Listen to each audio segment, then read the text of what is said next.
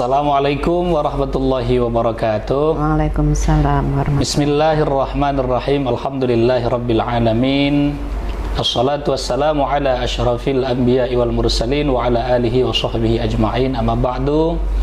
Pemirsa Bingkai Tarbiyah FITK UIN Sumatera Utara Medan, kita bersyukur kepada Allah Subhanahu wa taala hari ini masih dipertemukan dalam program Bingkai Tarbiyah, bincang penting seputar karya ilmiah Tarbiyah FITK UIN Sumatera Utara Medan. Mari kita bersolawat kepada Rasulullah Sallallahu Alaihi Wasallam. Semoga kita mendapatkan syafaatnya di hari kemudian dan kita umatnya mampu banyak-banyak bersolawat kepadanya.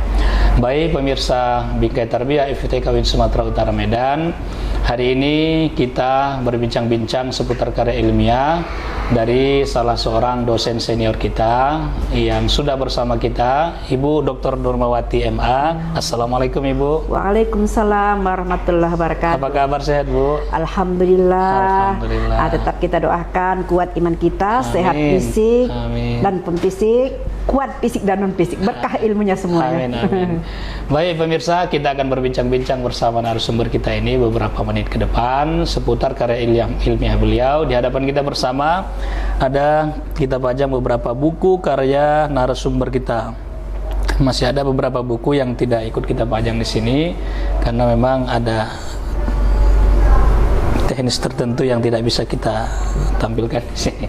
Baik, kita akan berbincang-bincang bersama narasumber kita. Sebelum kita berbincang tentang karya ilmiah, Bu, kami juga pengen mengetahui latar belakang pendidikan Ibu. Silakan, Bu. Terima kasih. Alhamdulillahirabbil alamin wassalatu wassalamu ala asyrafil anbiya'il mursalin wa ala alihi wasahbihi ajma'in. Tentunya syukur alhamdulillah pada hari ini Ibu diundang oleh FITK UIN Sumatera Utara pada bulan September ya. Punya sejarah yang luar biasa September ya 2022. Mudah-mudahan berkah semuanya. Amin, amin. Begitu juga salat dan salam kepada ruh Nabi besar Muhammad sallallahu alaihi wasallam. Allahumma sholli ala sayyidina Muhammad wa ala ali sayyidina Muhammad. Terima kasih kepada FITK UIN Sumatera Utara Bingkai ya. Bingkai. Bingkai. Kalau ditanya tentang latar belakang pendidikan ini punya sejarah. Saya sudah menulis di biografi. Iya. Pertama itu kan Ibu masuk ke Fakultas Tarbiyah itu tapi IAIN Sumatera Utara Padang Sidimpuan 1983. Masih Padang Sidimpuan ya. IAIN Sumatera Utara Padang Sidimpuan. Sesudah 1983 ada seleksi untuk masuk S1. Tapi yang di Padang Sidimpuan itu kan masuk hanya diploma 3, berarti sarjana muda. Jadi dari hasil seleksi salah satunya adalah Ibu. Itu ada 7 orang kami yang ditetapkan oleh Fakultas Tarbiyah Sumatera Utara Padang Sidimpuan. Akhirnya Ibu transfer ke UIN Sumatera Utara, bukan UIN, IAIN Sumatera Utara Medan, itu ke Fakultas Tarbiyah. Ada 3 orang kami yang masuk. Jadi dimasukkanlah Ibu ke PAI 1 karena PAI ada beberapa, jadi PAI 1. Jadi masuk Ibu ke semester 5. Alhamdulillah tahun 5678 selesai S1-nya. Kemudian pada akhir tahun 2089 itu keluar apa? Pengumuman untuk mendaftar dosen. CPNS. Iya, CPNS. Masuklah Ibu, alhamdulillah. Jadi ada sesuatu yang kita lalui punya sejarah penting. Jadi kebetulan Ibu lulus menjadi CPNS untuk dosen. Keluar pengumuman di papan pengumuman, Ibu baca, langsung Ibu lari. Kemana larinya? Ke masjid UIN, kan masjid IAIN itu ada di tengah-tengah ya. Pergilah Ibu berwuduk, sujud syukurlah Ibu karena lulus jadi CPNS untuk dosen. Begitu ceritanya itu. Jadi S1 PAI. Iya, PAI. Kalau S2-nya masuk lagi S2 di Fakultas Pascasarjana jurusan PEDI itu tahun sudah pindah ke Medan kemarin tadi kan baru masuk S2 di situ. Alhamdulillah selesai pas 2 tahun. 2 tahun kita lalu kemudian kita mengajar kembali di UIN karena kan masa itu boleh bebas tugas namanya bebas tugas, ya. Kemudian pada tahun 2011 Ibu lah masuk S3. Di PD. Di PD juga. IAIN Sumatera Utara Medan. Masih IAIN ya, Bu? Masih IAIN. Karena SK dalam SK profesi kita adalah evaluasi pendidikan, maka mata kuliah Ibu ikuti semua. Bagaimana supaya keahlian profesi saya bertambah? Maka untuk disertasi Ibu mengambil judul evaluasi pendidikan dalam Al-Quran. Pada semester 2 itu di Sempro. Karena semester 1 kan ada garis-garis besar yang kita buat untuk bahan seleksi itu ya. Alhamdulillah semester 2 itu Sempro, proses penulisan.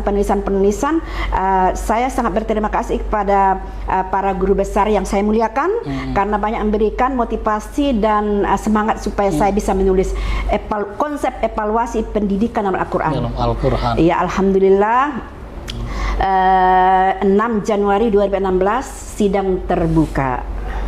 Selesailah di situ, wisudanya 2016. Berhasil mempertahankan disertasi itu ya, Bu? Mempertahankan disertasi itu. Luar biasa. Alhamdulillah.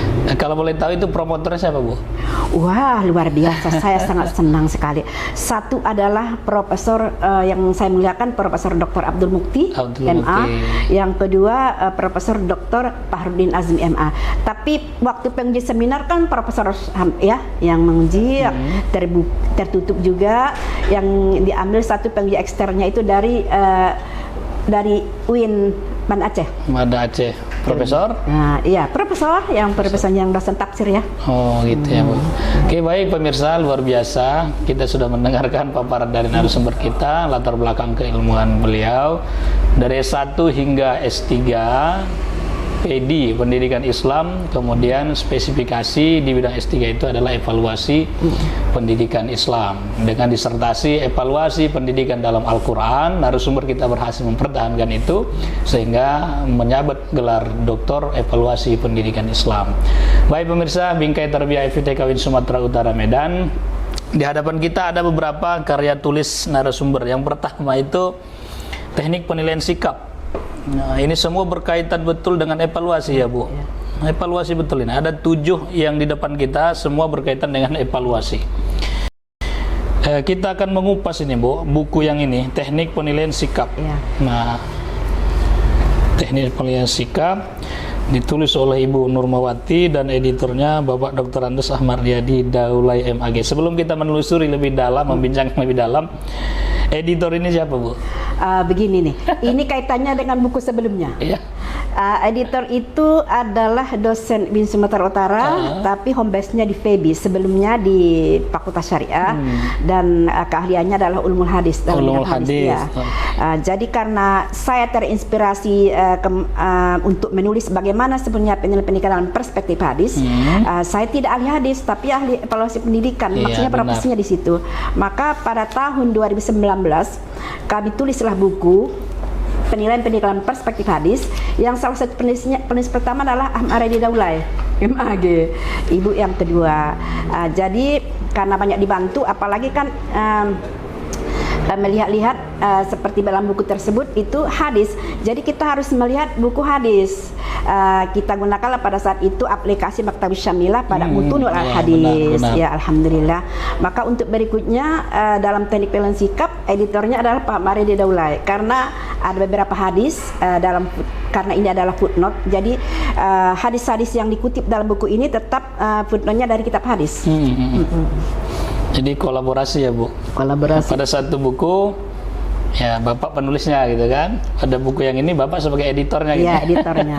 Luar biasa pemirsa, Bingkai Tarbiyah FITK UIN Sumatera Utara Medan. Ini saya lihat diterbitkan tahun 2020. Iya, 2020, penerbit Pusdikra Medan. Iya. Ada saya lihat 7 bab. Iya.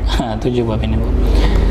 Dengan lebih kurang 150 halaman bukunya. Selama penulisan ini kendala apa yang dihadapi, Bu?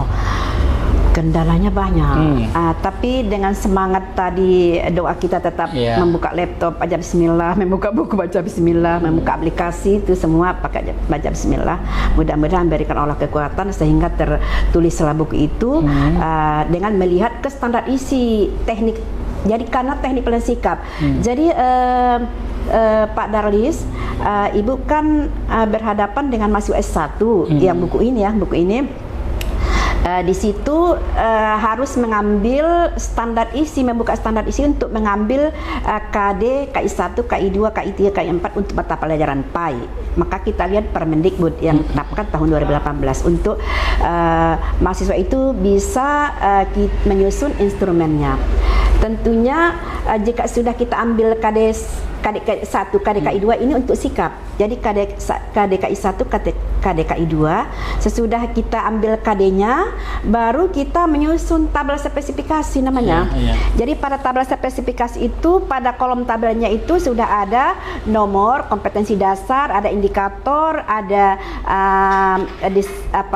deskripsi, kemudian ada teknik penilaian. Kalau untuk sikap itu kan dalam Permendikbud nomor 23 tahun 2016 itu sudah ada tekniknya 3. Ada observasi, ada teknik penilaian diri, ada penilaian antar teman. Jadi pada buku ini teknik penilaian sikap itu mengkonstruksi instrumen, tapi ibu hanya mengambil teknik penilaian diri. Jadi observasi tidak ada di situ instrumennya, teknik penilaian antar teman juga tidak ada. Jadi teknik penilaian. Sudah siap tabel spesifikasi, berikutnya apa yang harus dilanjutkan pekerjaannya? Pertama, menulis identitasnya. Identitas berarti ada nama peserta didik, berarti dia menilai diri sendirinya, ada KD-nya di situ, ada indikatornya, kemudian ada petunjuknya. Karena teknik penilaian diri itu ada 2 macamnya. Satu dengan skalanya itu ya tidak, yang kedua menggunakan skala Likert. Bisa 4, 3, 2, 1, bisa 5, 4, 3, 2, 1. Oke. Jadi kendala-kendala itu nggak berarti lah bagi ibu ya, karena sudah tuntas bukunya gitu. Karena ya tetap kita berdoa kepada Allah diberikan kemudahan. Ada usaha dan doa gitu ya Bu. Berapa lama ibu merampungkan buku itu? Ini dimulai sebenarnya tahun 2019. Udah ada itu garis besar di apa. Tapi karena ada musibah kemarin tahun 2018 itu harus didapat lah, terhambat ya. Jadi cetaknya dinya tahun 2020 ya. Termasuk cepat Bu, walaupun ada hambatan seperti itu. Baik pemirsa Bingkai Tarbiyah FITK UIN Sumatera Utara Medan. Buku ini ditujukan kepada mahasiswa atau kepada seluruh orang yang mau mengkonsumsinya. Kalau latar belakangnya itu memang untuk keperluannya itu untuk calon pendidik. Berarti kan mahasiswa kita. Tapi bukan berarti 100% untuk calon pendidik. Jika karena itu kita masukkan ke repositori UINSU, di Google Scholar juga ada, di Sinta juga ada. Jadi bisa misalkan itu pendidik bisa melihat itu. Dan alhamdulillah tahun 2020 ya. 2021 atau 2021 itu mahasiswa S2 melaksanakan pengabdian yang jurusan PAI. Mahasiswa S2 PAI itu melaksanakan pengabdian ke sekolah Attihadiyah. Jadi ibu lah sebagai pendampingnya. Jadi para guru-guru hadir di situ bagaimana mengkonstruksi instrumen sikap untuk KDKI 1. Ya alhamdulillah kita bantu mahasiswa untuk melaksanakan pelatihan itu, dan kita berikan buku ini kepada guru-guru di Attihadiyah. Tapi karena Allah, supaya memang mereka itu punya pengalaman dan mampu untuk mengkonstruksi instrumen untuk indikator KDKI 1. Baik pemirsa Bingkai Tarbiyah FITK UIN Sumatera Utara. Jadi siapapun boleh mengkonsumsi buku ini. Tidak hanya sebagai mahasiswa, siapapun boleh mengkonsumsinya, mengakses buku ini. Bisa kita dapatkan di repositori UINSU dan lain sebagainya. Baik, kemudian Bu, saya tertarik bab yang keempat, yang ketujuh nih, teknik penilaian sikap. Dari A sampai G, KD 1.1 dan sampai KD 1.10. Ini bagaimana penjelasannya Bu terkait dengan tekniknya itu? Jadi kalau sudah masuk ke instrumen, berarti kan sudah dilalui tadi menyusun tabel spesifikasi. Sudah tabel spesifikasi bagaimana calon pendidik ini bisa menentukan indikator. Berarti kan dia harus membaca buku materinya. Materi KDKI 3 supaya tertuliskan indikator itu secara bagus. Sudah itu barulah kita tuliskan deskripsinya atau pernyataannya. Jadi pada satu instrumen untuk teknik penilaian diri itu pada tabelnya itu tadi kan ada nomor, ada pernyataan. Jadi bukan angket. Itu kan bukan angket. Ada pernyataan, baru ada skalanya. Skalanya itu ya tidak boleh, atau skalanya opsinya ya tidak boleh, skalanya itu 4-3-2-1. Kalau di sini Ibu tuliskan itu skalanya 4-3-2-1 karena Ibu dan mengkonstruksi instrumen itu kan tidak boleh keluar dari panduan penilaian oleh pendidik dan tingkat satuan pendidikan yang diterbitkan oleh Kemendikbud. Itu yang edisi revisinya ya, kita lihat 2017 ya. Oke. Berarti saya tadi tertarik statement Ibu, pernyataan. Jadi memang harus pernyataan, tidak berbentuk pertanyaan. Bukan. Jadi tidak dibenarkan kalau berbentuk pertanyaan. Enggak. Jadi harus, itu contoh. Jadi contoh. Itu kan KD-nya yang pertama Ibu apa? Terbiasa membaca Quran. Oke. KD 1.1 itu kelas 7 semua itu. Kelas 7 ya. KD KI 1 mata pelajaran PAI di sekolah kelas 7. Jadi itu udah KD-nya terbiasa membaca Al-Qur'an. Nah, ila akhir ya. Jadi terbiasa membaca Al-Qur'an supaya bisa kita menuliskan indikator, berarti kita melihat membaca Al-Qur'an, materi membaca Al-Qur'an. Sudah. Bagaimana untuk membuat pernyataan untuk di instrumen? Contohnya karena teknik pendiri. Jadi sesuai dari konstruksi itu nanti kan peserta didik memberikan checklist sendiri untuk skalanya. Nah, contohnya saya senang membaca Al-Quran. Bagaimana pernyataan-pernyataannya? Ya, contohnya beruduk dulu, membaca ta'awuz. Jadi pernyataan-pernyataan saya senang membaca Al-Quran dengan mulai beruduk. Ya, di sini saya menyenangi berwudu ketika mau membaca Al-Quran. Kemudian berikutnya sudah beruduk, baca ta'awuz. Karena dalam materi kan ada penjelasan bahwa siapa yang baca Al-Quran itu dimulailah dengan ta'awuz. Itu ayat Quran. Ada Quran surahnya itu dia. Kemudian berikutnya saya senang membaca Al-Quran setelah sholat. Misalnya kita ambil yang 5 waktu itu maghrib, isya, selesai sholat subuh di sini ya Bu. Subuh semua. Jadi sampai itu 17 pernyataan. Jika sudah selesai ini kita berikan misalnya kepada boleh kepada ahli konstruknya atau kepada ahli materi, diberikan mereka checklist dari hasil checklistan itu kita revisi. Sudah kita revisi berarti sudah cocok instrumen. Kita berikanlah kepada peserta didik. Mereka memberikan karena ada tadi petunjuk, memberikan checklistnya. Kalau sudah diisi oleh peserta didik berarti sudah ada skornya.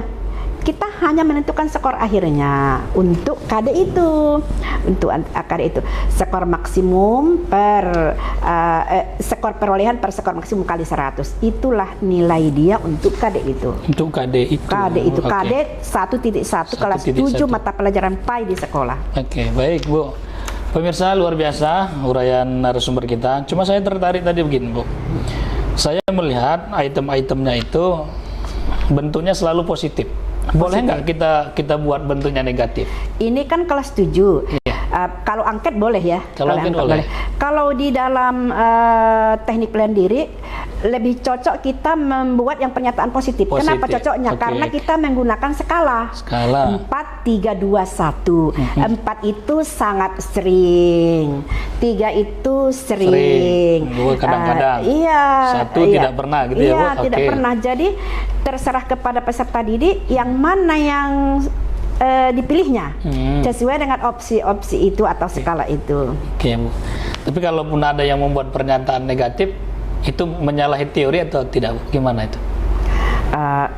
Kita karena peserta didik yang mengisi di kelas 7. Bukan berarti tidak boleh.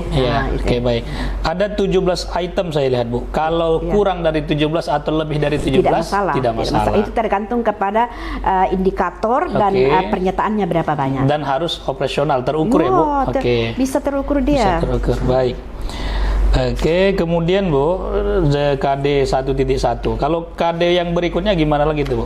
Wah, KD berikutnya itu kan Ibu mengambil itu ya dari kelas 7 semua. Iya, KD 1.5, 1.6. Iya, umpamanya gitu. Itu terbiasa jujur. Jujur. jujur. Nah, itu sudah Jadi ada. kejujuran bisa dinilai. Wah, bisa dinilai. Tapi semua KDKI 1 yang Ibu tuliskan instrumennya, KDKI 1 berarti 1112 13 sampai 1 sebanyak 7 atau 8 KD itu ya. Oke. Jadi bagaimana pernyataan itu? Pernyataan itu kita konstruksi berdasarkan indikator. Iya. Indikator itu kita rumuskan itu berdasarkan KD. Jadi setelah kita tuliskan deskripsinya pada instrumen, berarti yang bisa dibaca, yang bisa, makanya bahasa yang mudah dibaca oleh peserta didik. Jadi tidak menggunakan istilah-istilah yang susah dipahami oleh peserta didik, tidak. Dari KD diturunkan ke indikator, dari indikator diturunkan ke pernyataan-pernyataan. Tentu kalau udah indikator pasti dia terukur ya Bu, sampai pernyataannya juga terukur. Oke, baik Bu. Kalau kita kaitkanlah penilaian sikap ini dengan agama kita, itu bagaimana korelasinya Bu? Wah, luar biasa itu, luar biasa, karena contoh KD 1.1 terbiasa membaca Al-Quran, karena Allah ia meninggikan secara sempurna itu kan harus memang kita lihat KD 1.1 kelas 7 mata pelajaran pendidikan agama Islamnya. Jadi pendidik itu adalah penilai bagaimana keterbiasaan anak membaca Al-Quran. Tapi kalau misalkan itu tidak teknik penilaian diri dibuat, itu sangat susah.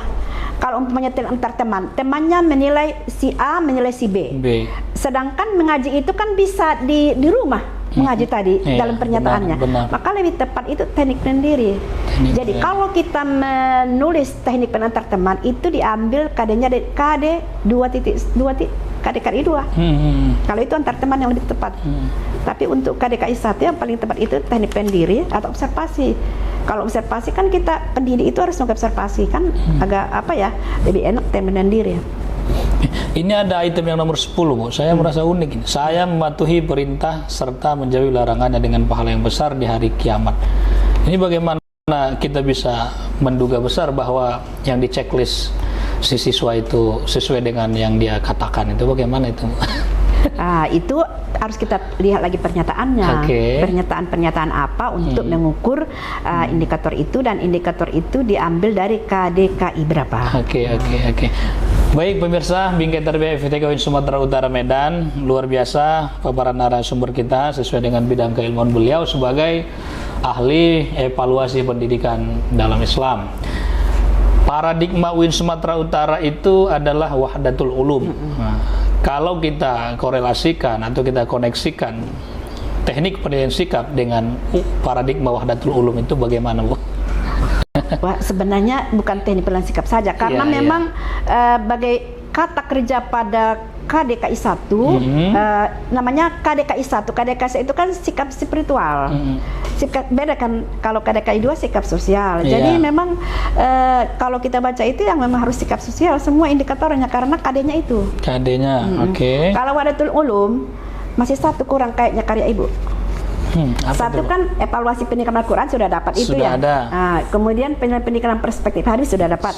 Satu lagi bagaimana evaluasi pendidikan yang tulis oleh para filosof klasik Muslim atau klasik itu yang belum dapat, belum terwujud itu. Tapi sudah ada draftnya Bu. Ibu terinspirasi sebenarnya karena membaca tokoh yang kita muliakan, Pak Usman Najati. Pak Usman Najati. Siapa beliau itu? Beliau Bapak yang kita muliakan ini itu psikologi dalam perspektif Al-Quran. Ahli psikologi berarti? Ya, bukunya itu psikologi dalam perspektif hadis. Kemudian psikologi dalam perspektif filosof klasik Muslim. Luar biasa, buku beliau itu menginspirasi Ibu gitu ya Bu?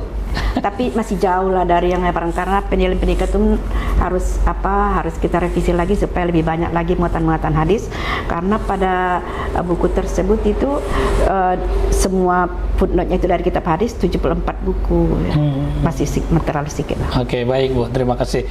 Kemudian ini Bu, teknik penilaian sikap, kalau kita tambahi seperti yang Ibu tulis itu evaluasi pendidikan dalam Al-Quran, kalau ini kita tambahi diksi teknik penilaian sikap dalam Al-Quran, kira-kira ada nggak itu kira-kira? bab 1, bab 2, bab 3, bab 4 itu semuanya kita tuliskan itu Al-Quran karena kan sikap spiritual ya, Al-Quran. Kemudian kita ambil juga hadis yang berkaitan dengan pasal-pasal pada setiap bab. Seperti jujur, amanah, istiqomah, ya Bu. Hormat kepada orang tua, wudu, tayamum, mandi dan seterusnya. Baik pemirsa Bingkai FITK UIN Sumatera Utara Medan. Kemudian Bu, ini buku sangat luar biasa, terutama bagi saya yang tidak ahli di bidang ini, tidak ahli di bidang ini. Keunggulan yang Ibu bilang tadi kan ada dua, satu apa itu? Yang kedua likat, skala likat ya Bu. Nah itu diantara dua itu mana yang lebih unggul itu digunakan? Lebih mudah peserta didik menggunakannya dengan skala likat itu 4-3-2-1 atau 5-4-3-2-1. Oh begitu. Mudah daripada ya tidak. Misalnya saya senang membaca Al-Quran sesudah maghrib, misalkan itu. Ya atau tidak? Kan rinciannya itu lebih enak skala likat itu. Ya. Yang 1 sampai 4 itu skala likatnya. Atau 1 sampai 5. 1 sampai 5. Bisa. Kalau buku ini 1 sampai 4. Menggunakan jadi 4-3-2-1 ya. Jadi masing-masing sebenarnya ada plus minus Bu. Boleh dibilang begitu Bu? Kalau untuk sekolah dasar, ini kan bisa juga untuk sekolah dasar ya. Tapi Ibu tidak menuliskan karya untuk sekolah dasar, hanya kelas 7. Lebih enak mengisi instrumen teknik penyendiri. Penyendiri itu. Dengan baik. skala likat itu. Baik. Pemirsa Bingkai Tarbiyah FITK UIN Sumatera Utara Medan. Baik Bu, karena ini perbincangan kita tentang karya ilmiah, kami juga pengen mengetahui bocoran, walau belum sempat kita bincangkan secara lebih dalam, evaluasi pendidikan dalam Al-Quran itu. Bagaimana bocoran sama kami Bu? Wah, sebetulnya evaluasi pendidikan Al-Quran itu adalah disertasi. Disertasi Bu. Tahun 2016 kan sidang terbuka, kemudian wisuda tahun 2016. Itu 2017 sudah Ibu mulai itu bagaimana supaya bisa dibukukan. 2018 alhamdulillah bisa dicetak oleh Pak Asrul, sudah tercetak.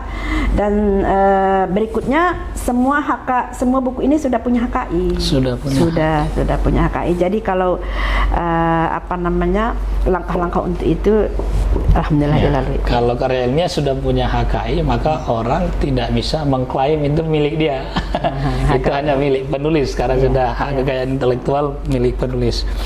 Baik pemirsa Bingkai Tarbiyah FITK UIN Sumatera Utara Medan, sebenarnya banyak hal yang ingin kita bincangkan dengan narasumber kita karena memang banyak karya tulis beliau. Di antaranya tadi evaluasi pendidikan dalam Al-Quran itu kita sangat tertarik. Tapi karena kita sudah berada di penghujung waktu, kita mungkin akan berbincang-bincang pada episode-episode berikutnya terkait dengan evaluasi pendidikan dalam Al-Quran, karena tentang itu sangat jarang kita dapatkan. Baik pemirsa Bingkai Tarbiyah FITK UIN Sumatera Utara Medan, kita sangat berterima kasih kepada narasumber kita yang sudah memaparkan ilmunya terkait dengan teknik penilaian sikap. Jadi beliau ini memang ahli di bidangnya. Apabila ada diskusi-diskusi yang kita inginkan, maka bolehlah berdiskusi dengan narasumber kita ini. Terima kasih kami ucapkan kepada narasumber Ibu Nurmawati MA. Kami memohon maaf kepada seluruh pemirsa FITK Bingkai Tarbiyah FITK UIN Sumatera Utara Medan apabila ada kesalahan yang didapatkan. Saya Ahmad Darris sebagai pembawa acara undur diri. Demikian, Assalamualaikum warahmatullahi wabarakatuh. Waalaikumsalam warahmatullahi wabarakatuh.